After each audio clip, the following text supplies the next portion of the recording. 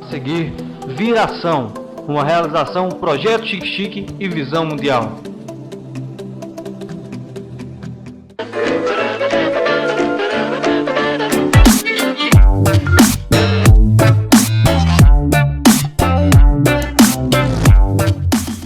Boa tarde, voltamos com o programa Viração. Nesse próximo domingo, dia 12, será aí celebrado o Dia Mundial contra o Trabalho Infantil. Quem criou essa celebração foi a Organização Internacional do Trabalho. A Agência das Nações Unidas, né? A instituição e a data do Dia Mundial contra o Trabalho Infantil, desde 2002. Essa data celebrada no mês do Dia Mundial da Criança, visa alertar a população para o fato de muitas crianças serem obrigadas a trabalhar diariamente, quando deveriam estar aí na escola, aprender a construir um futuro melhor para si e para suas famílias. O Dia Mundial contra o Trabalho Infantil deseja assim promover o direito de todas as crianças a serem protegidas da exploração infantil e de outras violações de direitos fundamentais aí para os seres humanos, assim como também combater todos os tipos de trabalho infantil.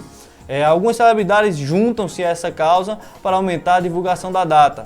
Não ao trabalho infantil na cadeia produtiva é o tema do Dia Mundial contra o Trabalho Infantil deste ano, 2016.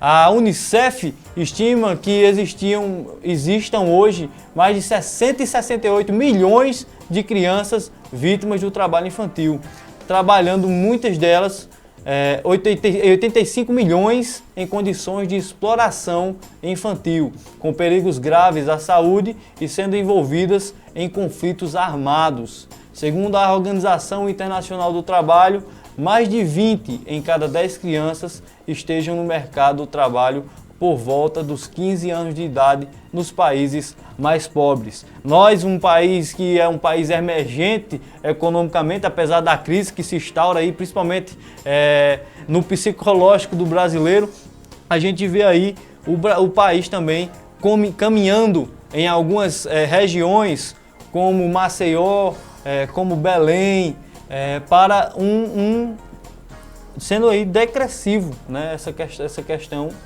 aí dos direitos das crianças. A gente vê que o trabalho infantil e a falta de perspectiva tem se aumentado aí nessas regiões, aqui nessa região Nordeste também, no Sul, mas principalmente ali na região de Maceió, onde a gente viu pesquisas estatísticas que vêm aí comprovar essa situação. Então vamos ver aí um VT falando um pouco do trabalho infantil, daqui a pouco a gente conversa um pouquinho sobre essa temática. Vamos lá.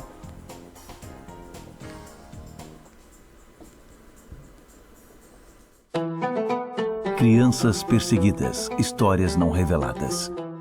Fé que permanece. Eu disse a eles que eu continuaria sendo cristão e nada mudaria isso. Meus professores também eram muçulmanos.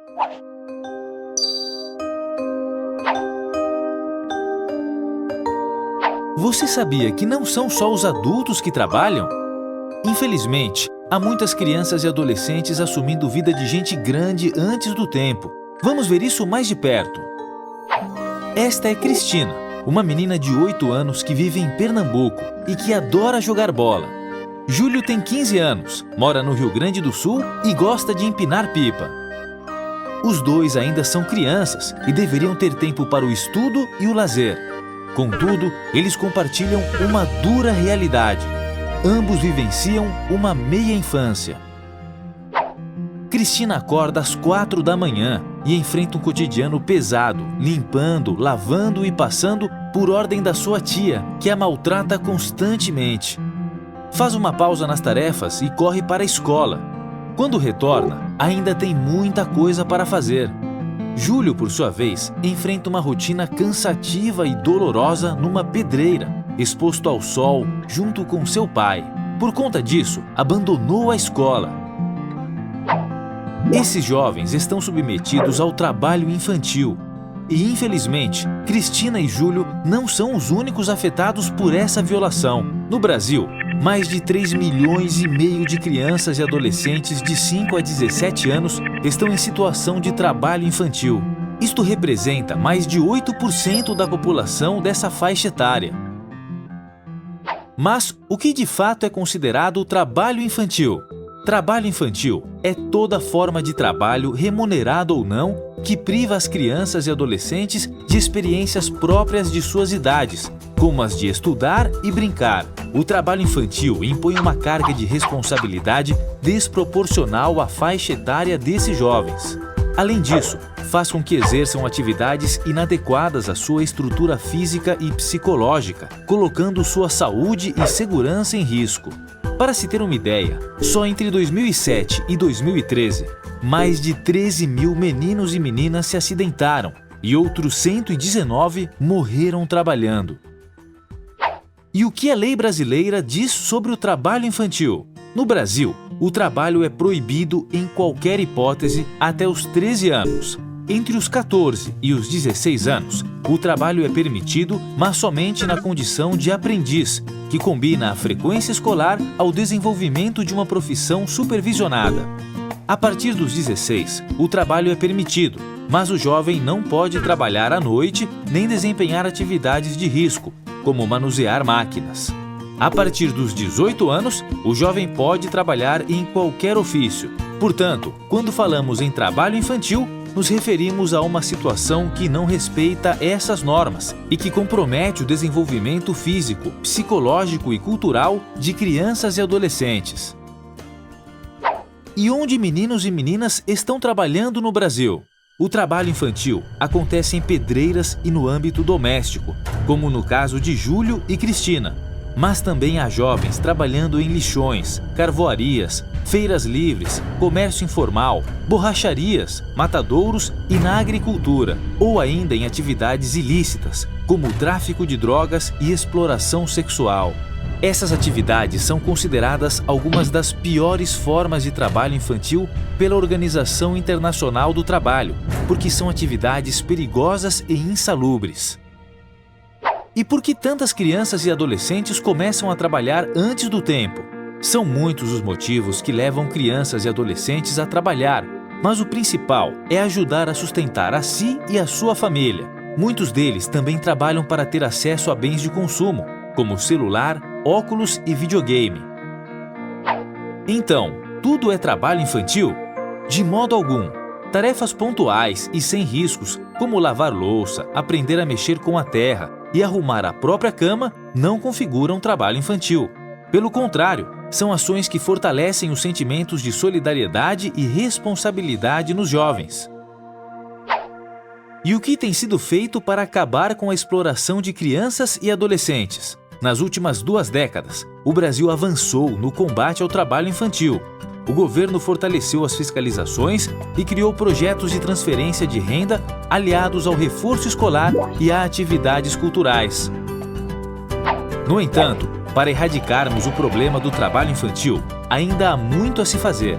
O combate ao trabalho infantil é uma responsabilidade do Estado, da sociedade e das famílias de meninos e meninas, que devem juntos zelar por eles.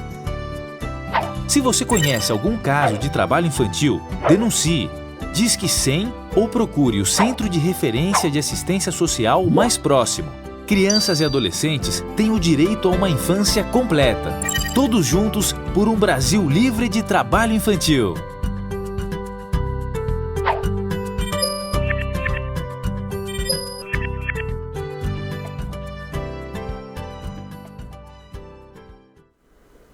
Muito bem.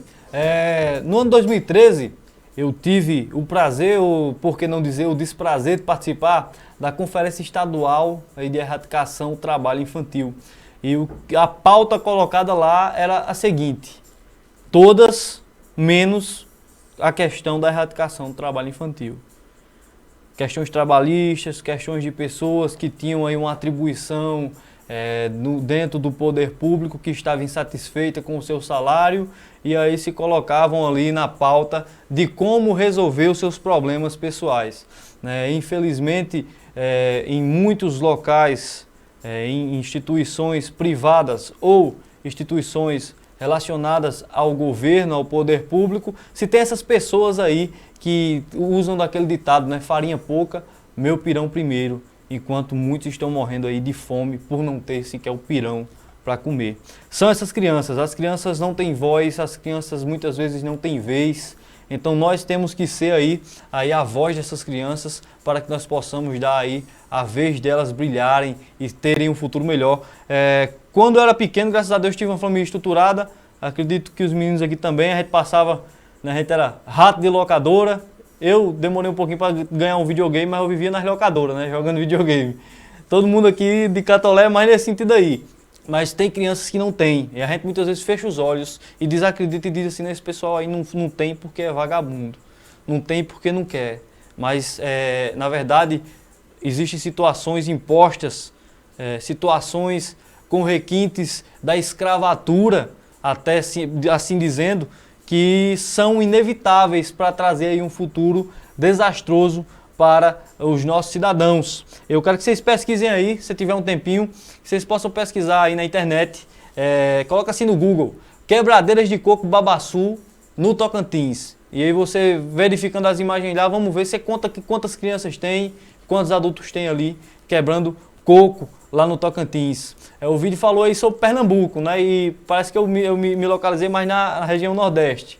Mas é o seguinte, crianças, tem as empresas privadas, ali na área sul também do nosso país, que são empresas de pequeno porte, que estão ligadas aí a esses cartéis de empresas, essas redes de grandes empresas, construtoras, que também se utilizam aí da desinformação, instaurando ali as suas instituições em municípios pequenos, para também trazer atos de exploração de maneira mais escondida, né? Como o Matuto fala. Como tem essa matéria lá do Gazeta do Povo que diz assim, o título é Crianças quebram pedras em pedreiras de Rio Branco do Sul. Estas pedras que são vendidas para lojas e construtoras, esta é uma função de muitas crianças em pedreiras em Rio Branco do Sul. Por dia, as crianças passam 5 ou até 10 horas por dia quebrando pedras. As imagens apresentadas no telejornal mostram um menino de 11 anos que trabalha martelando pedras no quintal de casa, né? E você entra aí na Gazeta do Povo para ver. Ele possui patrões e faz até uma jornada de adulto. O garoto afirmou que chega a trabalhar após a escola e ganha R$10 por dia. Outro adolescente de 14 anos fala que ao chegar em casa, após um dia de trabalho, fica com as mãos amortecidas por causa do tamanho esforço que faz. Eles batem e quebram as pedras apenas com um pedaço de borracha, na alternativa de proteger as suas mãos. Algumas pessoas compram as pedras no local e sabem que as crianças que realizam o trabalho, O lucro é garantido para os patrões dos meninos, pois eles buscam matéria-prima em pedreiras da região. Segundo os garotos, esta é a única forma de ajudar na renda familiar. Eles contam e dividem o dia entre a escola, as tarefas e a pedreira. E com o tempo acabam abandonando o estudo. É justamente aí esse êxodo educacional que o trabalho infantil propicia. E isso aí é uma coisa presente na nossa cidade. Quantos meninos, adolescentes, jovens, tendo uma perspectiva ou de ajudar na renda familiar, ou de obter esses objetos como celular, tudo mais, eles migram, né? Começam aí com 2 jornadas e aí não conseguem aí cumprir as 2 e abandonam os estudos para aí ter esse lucro nessa perspectiva a curto prazo, né? Então, os próprios pais imputam às crianças ter essa perspectiva, não a médio, não a longo, mas a curto. Sempre perguntam assim, o que é que você está ganhando com isso? O que é que está produzindo para você isso aí? E aí os meninos entram nesse viés, nesse pensamento e acabam trocando aí toda uma vida por um prato de lentilha que acaba logo, ou que será uma penumbra ou perdurar para toda a sua vida nesse sofrimento. Então, que nós possamos lutar para trazer uma educação de qualidade para as nossas crianças, que nós possamos lutar aí pela erradicação do trabalho infantil, no âmbito político também, porque essas empresas que contratam as crianças, pode ter certeza, elas respondem e nos seus relatórios não expõem a realidade, porque se há um crime, se há uma dependência socioeconômica ali do pessoal por essas empresas, infelizmente é porque não há aí alguém que esteja acima, em outro escalão, para que a mudança venha aí ser derivada desse camarada. Infelizmente o pobre, aquele camarada necessitado, nunca vai denunciar aí a empresa para a qual ele trabalha, ou mesmo até para a qual o seu filho está trabalhando. Então esse é um papel daqueles que estão de fora. E você, que não está vendo nada, você que está talvez pensando assim, não, isso aí não tem muito aqui não, tem muito em outro canto aqui não tem não. Isso aí tem na África. Talvez você seja o camarada que esteja de fora e que precisa abrir os olhos para as empresas que estão aí explorando as crianças, os adolescentes, jovens, adultos e idosos, para que possam denunciá-las, já que você aí não está nesse processo de dependência. Porque tem até um ditado aí, né, dos marxistas agora, que fala assim, quando a burguesia adora, né, quando o negrinho fala bem dela, né? Então a gente tem que quebrar esse negócio aí. A gente tem que dizer assim, todos nós estamos no mesmo lugar, então não há segregação de classes, mas há uma classe aí colaborando para a outra, para que nós possamos viver bem.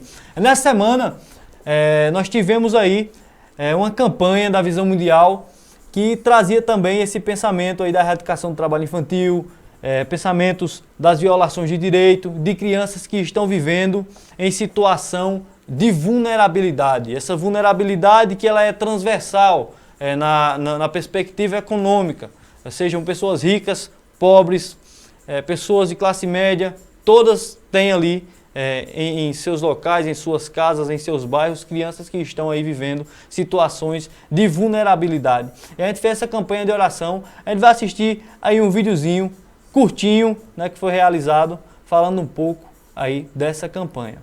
Vamos lá, Evandro Braz, pode soltar.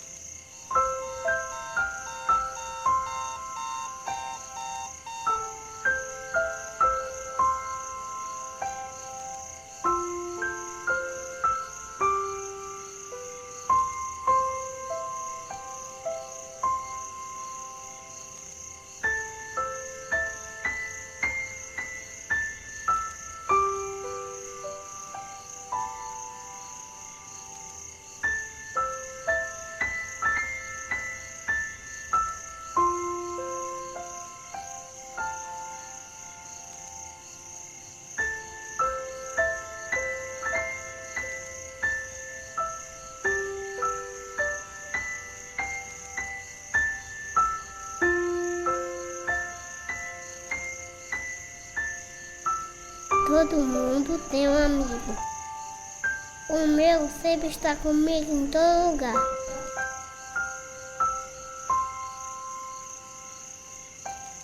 Ele é aquele que sempre me compreende, me aconselha, divide sorrisos e até sorvetes. Às vezes a pessoa não entende e por isso vive tristes e sozinhos.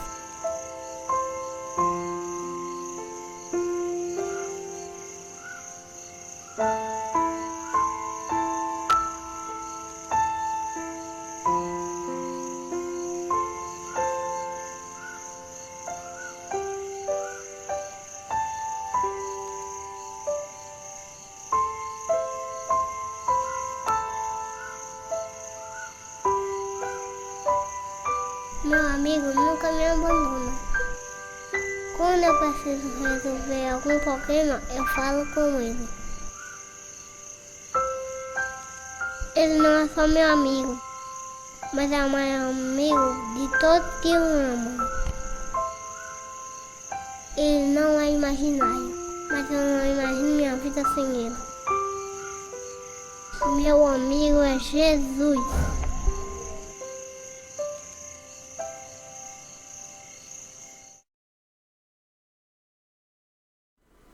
Muito bem aí, o vídeo aí que traz um pouco aí desse pensamento, né, da espiritualidade como precursor da transformação. Nós, desde a colonização do nosso país, graças a Deus tivemos pessoas que mesmo com seus defeitos e mesmo tido aí frutos que não foram muito positivos na história, trouxeram aí uma transformação para o nosso país, desde a catequização até as lutas dentro da ditadura militar, na construção do ECA, igrejas, grupos sociais que trazem uma boa espiritualidade foram fundamentais. Então isso é inerente a todo ser humano, é inerente também a você, que você possa aí estar alimentando a sua espiritualidade para que esse desejo de ajudar o próximo, ele venha fluir, pulsar dentro de você cada vez mais, porque quando nós olhamos para Cristo, nós ficamos constrangidos diante dos nossos atos, diante do que deixamos até de fazer para outras pessoas. Então que nós possamos ter aí esse sentimento altruísta, esse sentimento que Cristo nos traz aí com o seu exemplo de vida e que possamos segui-lo para que nós possamos assim fazer um futuro e um país, uma cidade, um estado melhor. Então que você possa estar com esse pensamento. E a gente fica por aqui com o programa Viração. Próxima semana estaremos aqui e eu espero que você esteja conosco. Então até mais, valeu, obrigado Hanner, pessoal da produção, Moisés já está aqui me esperando, Cuquinha que veio aqui também fazer sua participação e até, valeu!